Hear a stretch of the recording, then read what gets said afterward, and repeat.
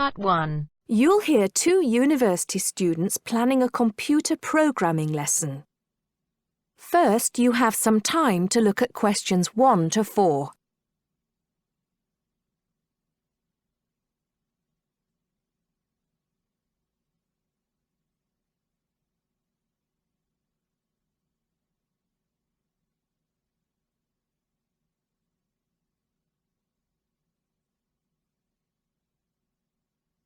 Now listen carefully and answer questions 1 to 4. Hi, Hardeep. Is now a good time for us to plan that computer programming lesson we've been assigned? Hey, Dawn. I was just thinking about that, actually. Yes, let's get it out of the way now, shall we? I've got the instructions here. So, it says, design a 45-minute lesson for a class of 16 teenagers where they learn how to write a simple computer program in BASIC. Now, I know, of course, that BASIC is the computer language people used to use back in the 1980s when they wrote programs on microcomputers, but I'm not sure I feel very comfortable teaching anyone about it. Well, I did a bit of research yesterday and found out quite a few things, so I think we'll be okay. Great. So, what do you have in mind? Well, I think we should presume that none of the kids will know anything about BASIC. So why don't we start with a short multiple-choice quiz? It could focus on things like what BASIC is, what the letters stand for, when people used it, things like that. That sounds good. I guess it shouldn't take long. Just the first 5 minutes of the lesson, something like that. I don't think we should make the students do it on their own, though. That'd make it too much like a test. Shall we let them do it in twos so they can discuss their choices? Yes, good idea. Then we'll go through the answers with them as a whole group. Good. What next? Well, I've had an idea for the program they could write. I'll tell you about that in a minute. I think the key thing is, though, that before they actually sit at their computers, and I think we should presume that they're doing this lesson in a computer room, they make a flow chart of what they want the program to do. That's usually the best way to start writing a program. This flow chart will show all the different stages of the computer program, right? Exactly. It's probably best if the teacher stands at the board and everyone works on that together. Yes, otherwise they'll all come up with different flow charts and it'll get confusing. Precisely. I imagine making the flow chart will take about 15 to 20 minutes. Then they use that to write their computer program. Well, actually, I think there's a stage before that. You see, the flow chart will be in English. They're going to need to be taught a few basic commands so they can write their computer program. Now I'm getting out of my depth. What kind of thing would that be? Well, for example, when you want text to appear on the screen, the command is print in capital letters, followed by the text you want to appear in double inverted commas. Oh, yes. I think I've seen that before. Right. So they'll need to be taught 5 or 6 commands before they use them to write their program. Okay, so how shall we do that? With the teacher talking to the whole class again? Well, we could, but it might be more fun to make it more like a competition, where there are a few teams competing against each other. Each team has maybe 4 or 5 people in it, and they have to do some kind of matching task. You know, they match the command print with to make text appear on the screen, something like that. That sounds good. Teenagers love competing with each other. Exactly. And then, for the final part of the lesson, they use their flowchart and the commands they've learned to produce the program. Let's presume, shall we, that there are 8 computers in the room, so that's 2 students for each computer. That sounds reasonable. So, tell me more about your idea for the computer program they're going to write. Before you hear the rest of the conversation, you have some time to look at questions 5 to 10.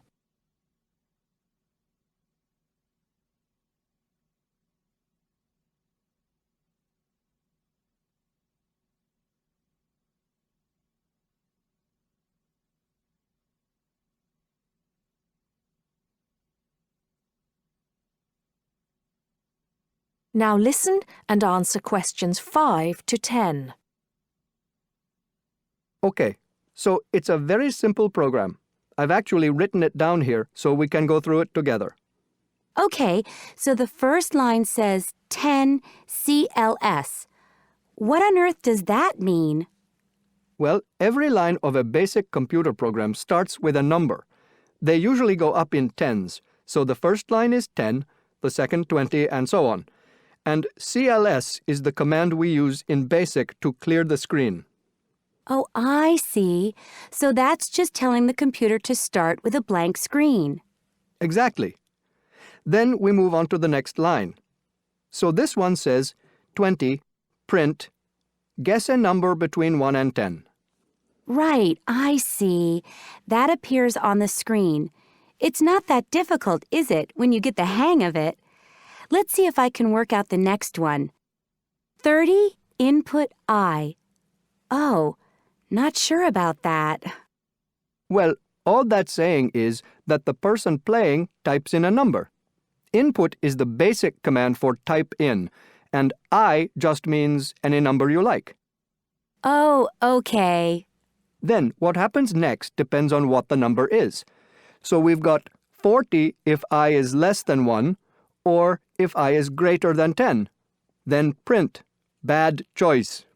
Right, so if they type, say, 0 or 11, that appears on the screen. Exactly. And then this next line takes them back to where it asks them to type in a number between 1 and 10. That's line 50. I see. And line 60 says, if I equals 6, then print. Correct. Ah, okay. So if they've typed 6, they've got it right. And if they haven't typed 6, which is the next line, then try again comes up on the screen, and that takes them back to where they choose another number. It's clever. Well done. That is the end of part 1. You now have half a minute to check your answers.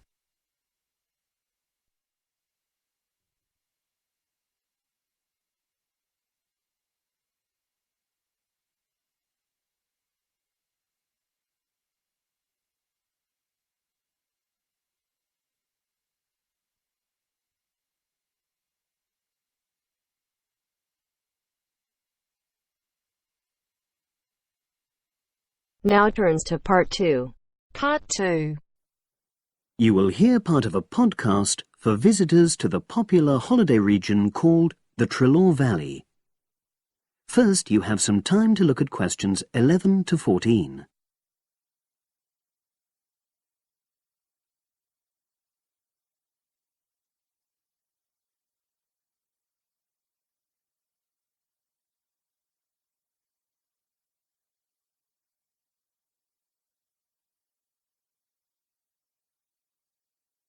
Now listen and answer questions 11 to 14. The valley and estuary of the River Trelaw forms an unspoilt, beautiful landscape, rich in both wildlife and sites of historic interest. There are many ways to explore the area, and public transport links are good.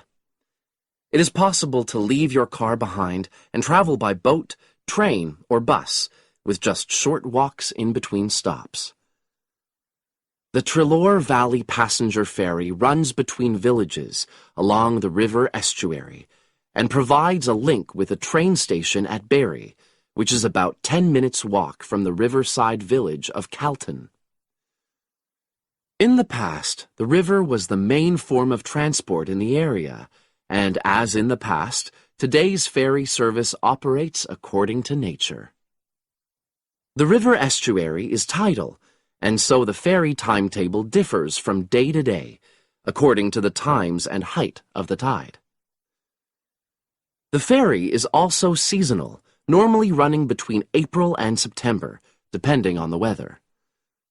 A timetable for the whole year can be downloaded from the internet by visiting www.trelawferry.co.uk.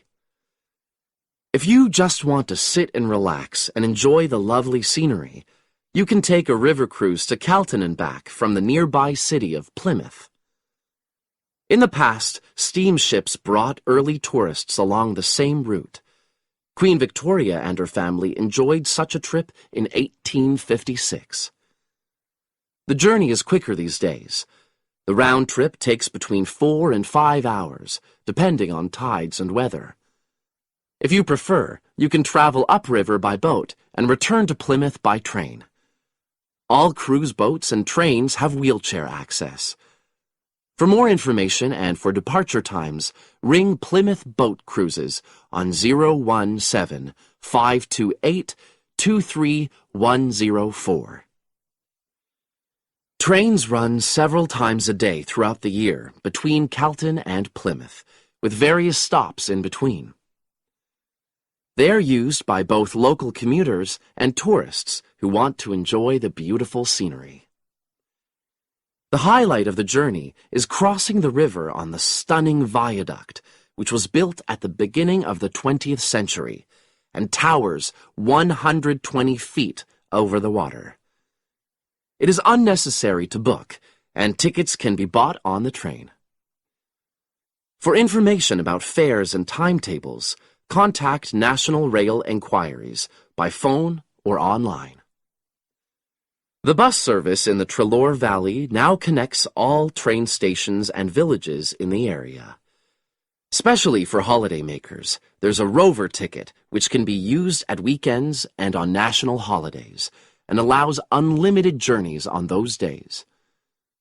The Rover ticket provides great value for money and is now even cheaper than it was last year.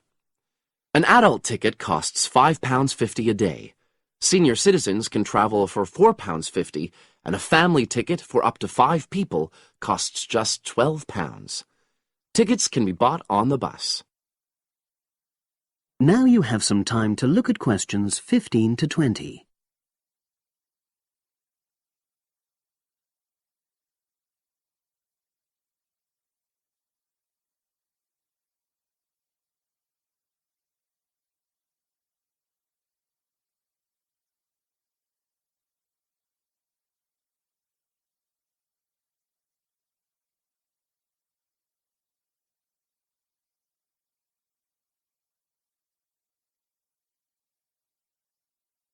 Now listen and answer questions 15 to 20.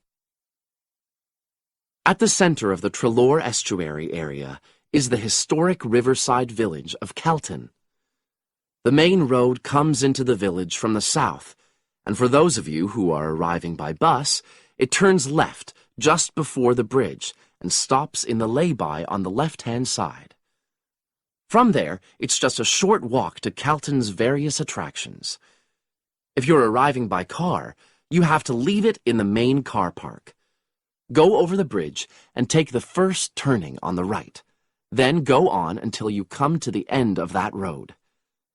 It's the only place to park in Calton, but there's no charge. If you're interested in local history, there's a museum in Calton with farming, fishing, and household implements from the late 19th century. As you come in from the south, cross the river and go straight on the same road until you reach the end. Also, on the subject of history, you can go and see the old mill, which has recently been renovated and put back into use. Turn left before you come to the bridge. Then go straight on and then take the first turning on the right. This leads straight there. If you're interested in arts and crafts, there's a potter's studio where you can watch the artist at work. After crossing the bridge, turn left, and it's the second building on the left. Finally, when you feel in need of refreshments, there's a cafe opposite the old boathouse and a picnic area near the mill. That is the end of part 2. You now have half a minute to check your answers.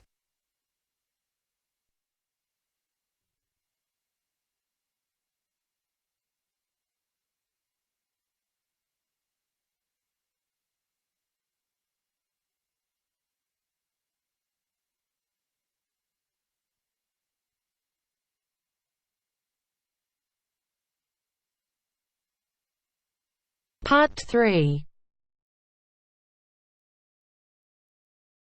Richard Murray, a zoologist and popular TV personality, has been giving a talk on endangered species of wildlife to members of the Young Conservationists Association in a small town in the south of England.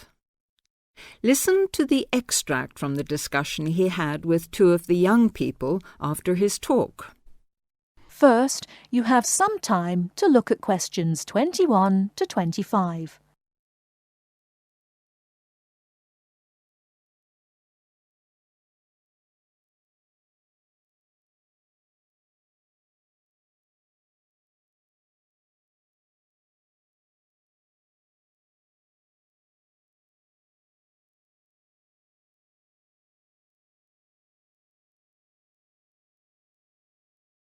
Now listen carefully and answer questions 21 to 25. What would you say, Mr. Murray, are the main reasons that so much of our wildlife will have died out by the end of the next few decades? Well, Tony, we can't of course rule out the effect of urbanization due to the spread of population. But apart from that, I believe there are two reasons which, in a way, are like the opposite ends of a piece of string. If you tie a knot in that piece of string, you end up with a circle, and whichever way you go round, it's going to turn out to be the same.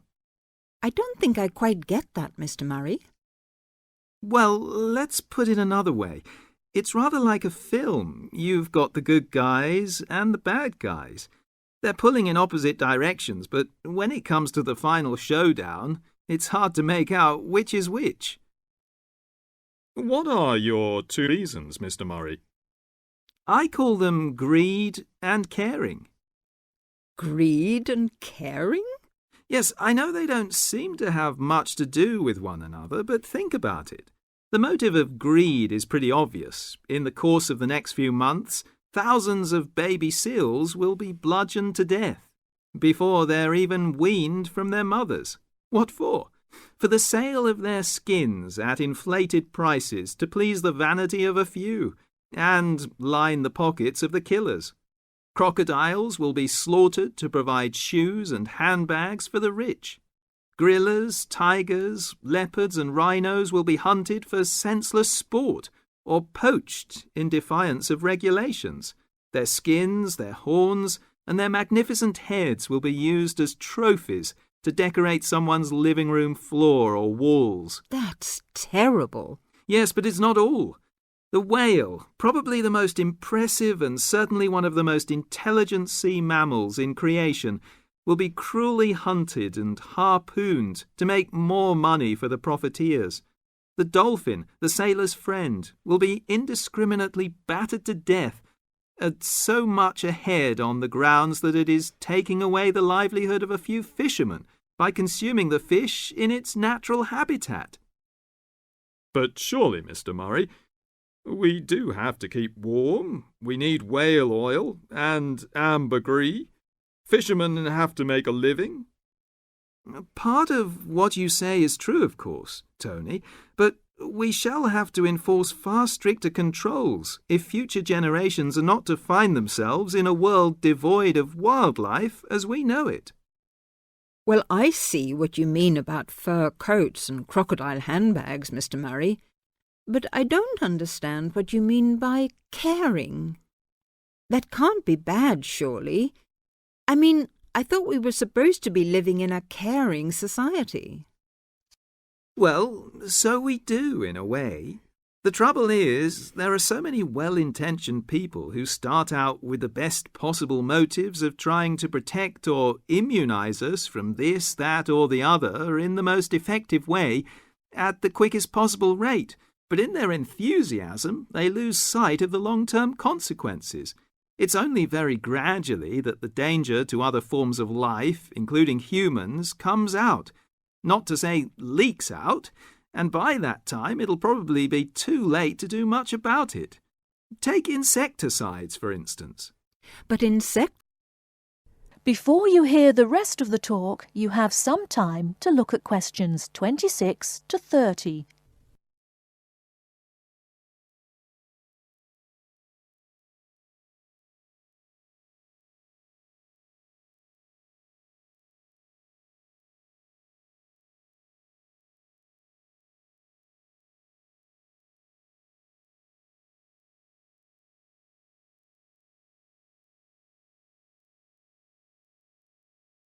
Now listen and answer questions 26 to 30. But insecticides protect crops from pests. They destroy disease-carrying mites and creepy crawlies like cockroaches. True, but nature has a way of developing her own immunity against insecticides and other pest controls, with the result that the biologists are driven to inventing stronger and stronger compounds, which, though they may annihilate the pest, nevertheless permeate the environment, are assimilated by plant and animal life, and become absorbed by the soil. Countless innocent creatures, the beaver or the mole, for example, are performing a useful task in the natural control. The alarming prospect is that as these poisons enter the foods we eat, and consequently our own systems, they'll find their way into the body of the pregnant mother and into her milk, offering incalculable risks to the unborn or newly born infant. In spite of all our technological expertise, our time is running out. We're virtually destroying ourselves. That is the end of part 3. You now have half a minute to check your answers.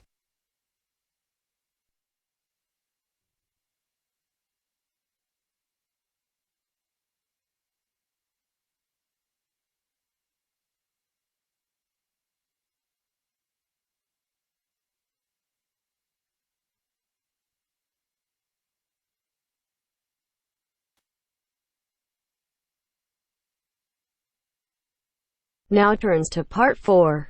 Part 4. You will hear part of a lecture on wildlife. Listen carefully and answer questions 31 to 40.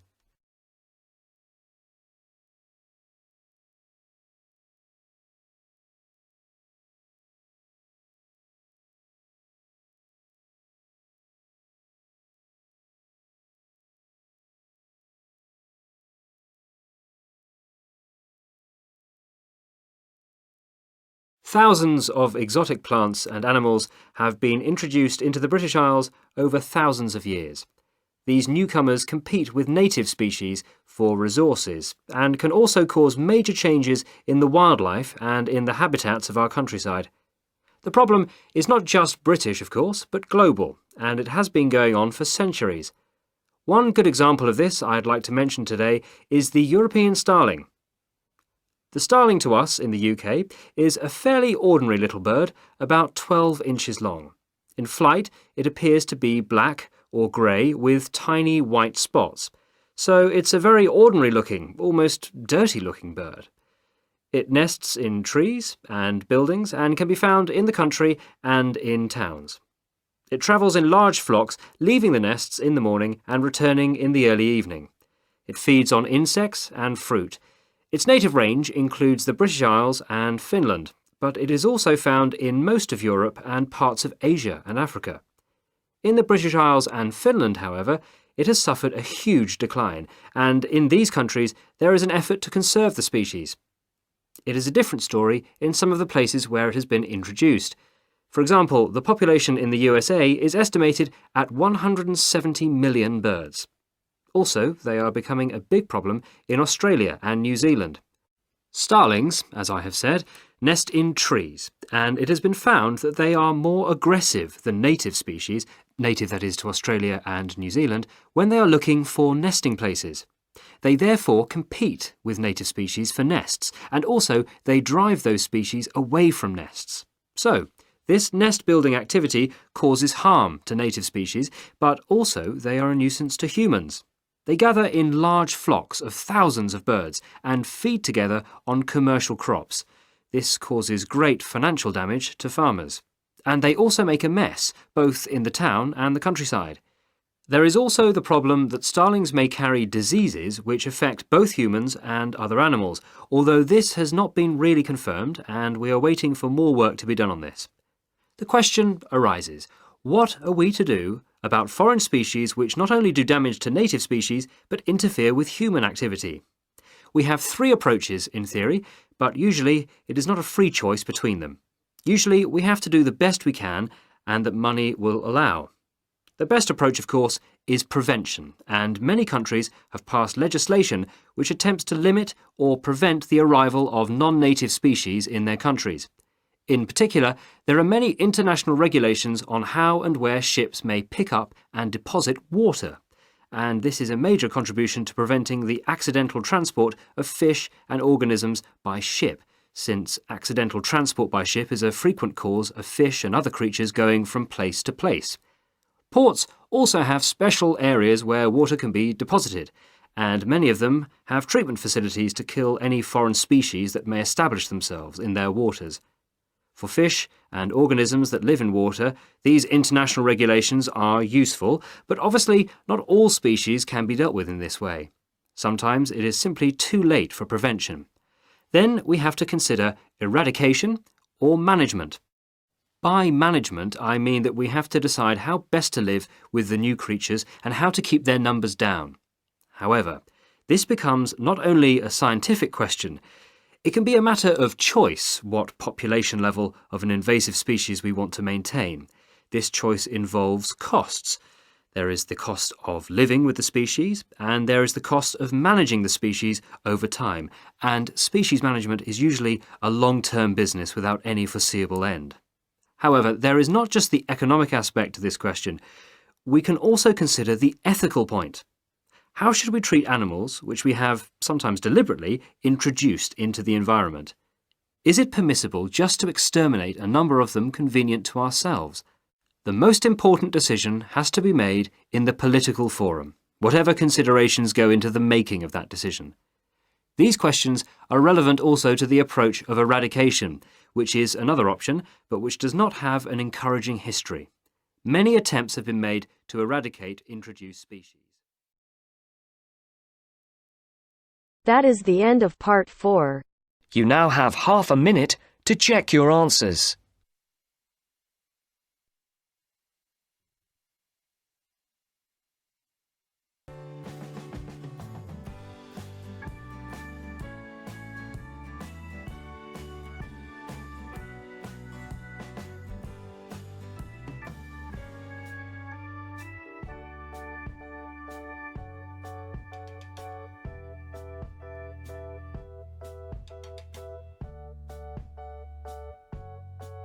That is the end of the test. You now have 10 minutes to transfer your answers to your IELTS listening answer sheet.